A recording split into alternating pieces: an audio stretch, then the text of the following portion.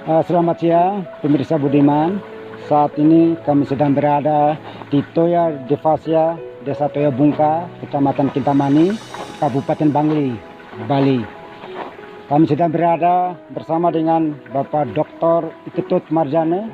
Beliau adalah Ketua BPC PHRI Kabupaten Bangli dan juga Ketua Badan Promosi Pariwisata Daerah Provinsi Kabupaten Bangli.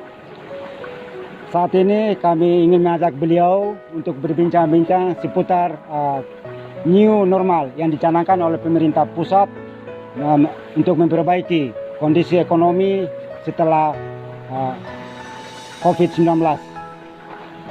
Pak Dokter, selamat siang. Selamat siang, Om Swastiastu. Bagaimana pandangan Bapak tentang wacana new normal yang dicanangkan oleh pemerintah pusat untuk memperbaiki kondisi ekonomi negara ini, terutama di bidang pariwisata?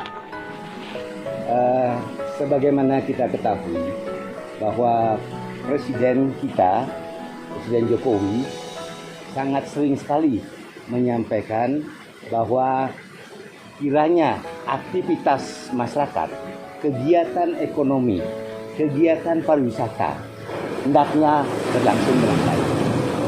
Tapi protokol kesehatan kiranya tetap dilaksanakan secara tertib dan disiplin. Apa artinya ini? Ya bahwa sudah hampir 4 bulan ini. 4 bulan sejak bulan Februari, ya, ekonomi boleh dikatakan slow down. Ekonomi dikatakan sangat menurun. Lebih-lebih di dalam dunia pariwisata. Nah, Bali ini khususnya yang tadinya kita kebanjiran turis Cina luar biasa banyaknya.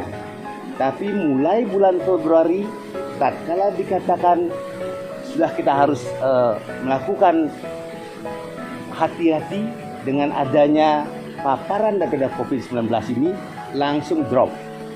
Nah, dengan drop ini, ya berarti ya dunia pariwisata itu adalah kehilangan pangsa pasarnya. Kehilangan pangsa pasar berarti bahwa tidak ada pendapatan. Ya, nah lebih-lebih bulan Maret ini sudah stop total. Ya, tidak ada aktivitas. Ya, pegawai mulai dirumahkan. Ya, sementara itu bahwa pengusaha pariwisata tetap harus mengeluarkan uang untuk listrik, untuk pemeliharaan, untuk tunjangan kesehatan. Nah, ini terus berlangsung. Jadi artinya bahwa ini mengalami suatu defisit yang luar biasa. Nah, dampaknya apa? Bali ini yang kita ketahui adalah tulang punggung daripada Bali ini, pariwisata adalah tulang punggung dari pembangunan ekonomi Bali, dari aktivitas ekonomi Bali, dari pendapatan masyarakat di Bali. Nah, dengan tidak bergeraknya pariwisata ini, secara otomatis bahwa pendapatan masyarakat tidak ada. Nah, mereka sudah dirumahkan, sementara mereka tidak punya pekerjaan. Nah, artinya bahwa pariwisata ini tidak hanya menimpa pariwisata itu sendiri, tetapi dampaknya itu adalah kemana-mana. Kita lihat bahwa sektor industri sudah tidak terserap, kerajinan nggak jalan, sektor primer, hasil pertanian nggak terserap juga oleh pasar. Nah, ini dampaknya lah masyarakat. Nah, itu kan. Nah, ini sampai kapan kita akan begitu? Nah, sekarang wacana namanya new normal mulai bergulir. Kita lihat bahwa dunia sudah betul-betul mewacanakan new normal ini. Presiden kita Jokowi sudah juga mendorong bagaimana dilaksanakannya new normal ini. Jakarta, Surabaya, Jawa Barat yang tingkat paparannya luar biasa, nah sekarang mulai membuka aktivitas masyarakat. Ancol sebagai tempat atau objek wisata terbesar dan terramai di Jakarta ini sudah akan dibuka 20. Mall-mall, ya, pusat pembelanjaan modern dan juga Ragunan sudah dibuka mulai hari ini. Kita lihat bahwa objek pariwisata di Puncak sangat ramai dikunjungi. Dan bagi Bali, nah, di tengah-tengah pemberlakuan ini, larangan terhadap dibukanya objek wisata, tetapi kita lihat bahwa hari Sabtu dan Minggu objek pariwisata Geopark Batur itu luar biasa, kebanjiran, lebih dari ribuan orang datang. Dan kita lihat bahwa anjungan di pendokan itu disediakan hand sanitizer, cuci tangan, ya, artinya bahwa memang diperkenankan. Nah, ini sudah berjalan. Nah, ini tuntutan masyarakat, gitu loh. Nah, ini yang terjadi secara faktual. Nah, tetapi aturan masih belum dibuka. Nah, hanya memang kalau kita lihat bahwa derita masyarakat, derita rakyat kecil itu sudah luar biasa. Sering kita saksikan bahwa pedagang-pedagang tak kala ditertibkan, mereka menangis, mereka berontak dan mengatakan bahwa dari mana saya bisa membiayai keluarga saya, ya, dari mana saya bisa hidup. Nah, sehingga sering timbul ungkapan bahwa haruskah saya mati karena corona atau karena kelaparan. Ini ungkapan-ungkapan ini sering terjadi. Ya, tentu kita semuanya tidak menginginkan orang itu mati karena kedua-duanya. Nah, sekarang sering juga diungkapkan bahwa kalau ini dibuka, ekonomi dibuka, kegiatan masyarakat dibuka, maka dikhawatirkan akan terjadi penyebaran COVID gelombang kedua. Nah, bagaimana putusan pemerintah? Nah, di sini menjadi penting, ya. Nah, kalau ini diperpanjang, dampaknya akan jauh lebih besar lagi. Jadi lebih besar. Nah, di sini akan terjadi tekanan psikologis masyarakat, tekanan sosial masyarakat, tekanan pendapatan masyarakat yang tidak masuk. Nah, ini kalau mereka berontak maka akan mengganggu sektor keamanan akan mulai terganggu.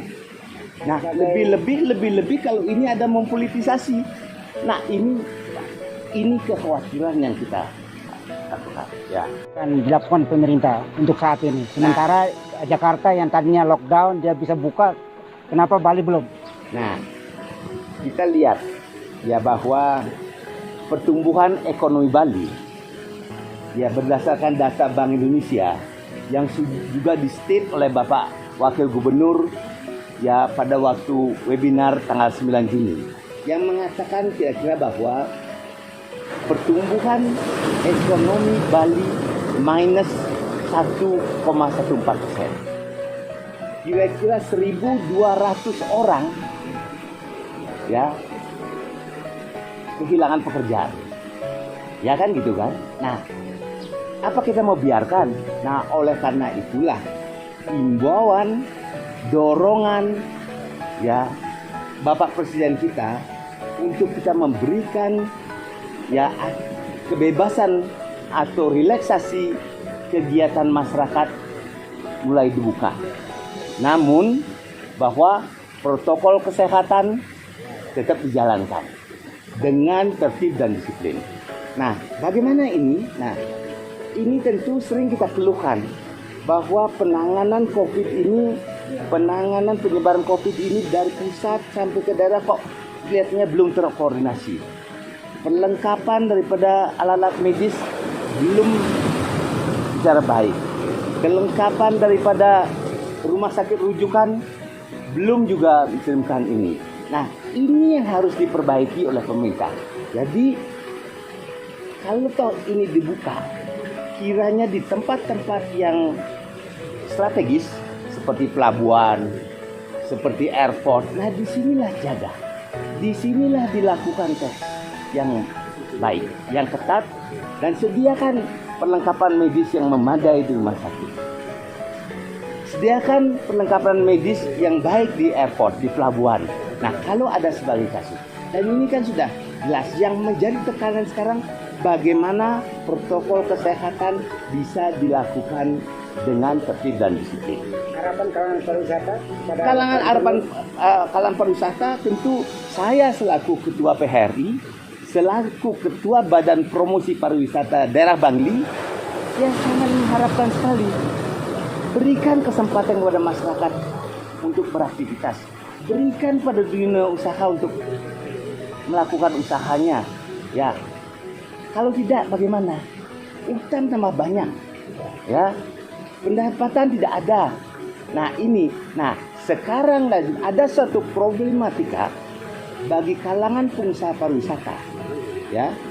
Tatkala ada iming-iming bahwa akan terjadi new normal, artinya relaksasi untuk pada pengusaha. Nah, tetapi di satu sisi bahwa pengusaha pariwisata ini tidak start dari nol, start dari negatif. Ya, kekhawatiran sekarang mampukah membuka usahanya. Sementara bahwa relaksasi ekonomi, ya, pemulihan ekonomi nasional belum secara baik. Stimulus ekonomi belum berjalan. Saya appreciate bahwa sektor perpajakan dan restrukturisasi kredit sudah berjalan. Nah, tapi bahwa berdasarkan PP nomor 23 yang baru-baru saja di-launch oleh pemerintah, di sana ada katakan kira-kira memberikanlah kepada perbankan untuk bisa perbankan itu menyalurkan kredit modal kerja. Nah, kapan? Ini yang ditunggu, ya kan begitu. Nah, tanpa itu saya khawatir bahwa banyak usaha tidak melakukan kegiatan. Sementara kita ketahui bahwa badan usaha adalah merupakan frontliner, merupakan garda terdepan untuk menciptakan kemakmuran dan kesejahteraan rakyat. Nah, itu kan. Nah, kalau ini tidak dibantu, ya putus harapan kita untuk bisa meningkatkan kemakmuran rakyat. Nah, kalau ini tidak dibuka, apakah kita biarkan pertumbuhan ekonomi negatif terus-menerus yang akan mendegradasi kesejahteraan daripada masyarakat.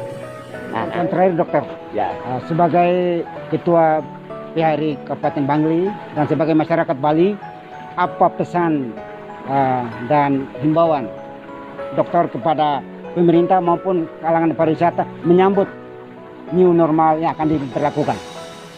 Harapan saya kepada pemerintah, kiranya terus mengedukasi masyarakat, terus mensosialisasikan kepada masyarakat pentingnya untuk melakukan protokol kesehatan secara aktif. Bahayanya daripada COVID itu, ya itu. Tetapi berikan pada pengusaha ini untuk membuka bisnisnya. Nah, tentu harapan saya kepada rekan-rekan pariwisata, pengusaha pariwisata, yang kita harapkan bahwa ikutilah aturan pemerintah, laksanakan protokol kesehatan di masing-masing tempat usahanya. Ya, lakukan disiplin mulai daripada karyawannya, himbauan kepada pengunjung, karena kalau saya lihat ini adalah masalah kesehatan, ini adalah tanggung jawab pribadi masing-masing. Nah, inilah tugas kita, tugas pemerintah adalah bagaimana mensosialisasikan. Ya, jadi sekarang bahwa kami di Toya Devasia ini, ya Bapak lihat, lengkap protokol kesehatan kita.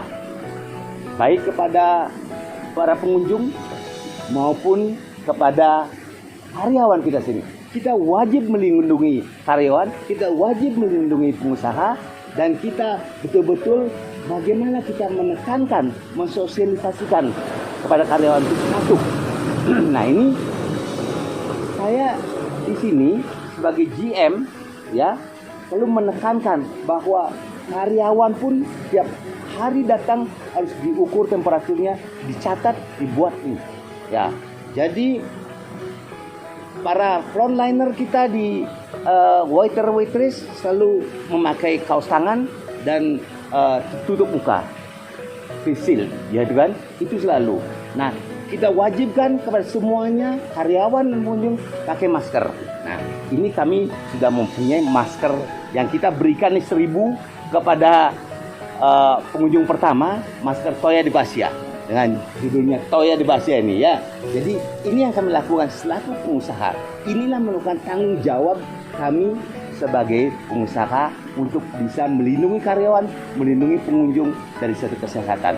Jaga jarak, cuci tangan setiap itu, penempatan hand sanitizer di setiap titik strategis, dan juga kita terus mensosialisasikan, memasang poster-poster untuk diikuti. Terima kasih dokter. Terima kasih. Luar biasa pandangan disampaikan oleh Dr. Ikito Timarjane tentang bagaimana kita menyambut new normal yang dicanangkan oleh pemerintah pusat. Demikian bincang-bincang kami dengan Dr. Ikito Timarjane, Ketua PHRI Kabupaten Bangli dan juga Ketua Badan Pengelola Promosi Pariwisata Daerah Bangli. Dan kita berjumpa kembali dalam acara bincang-bincang yang akan datang. Terima kasih. Om Santi Om.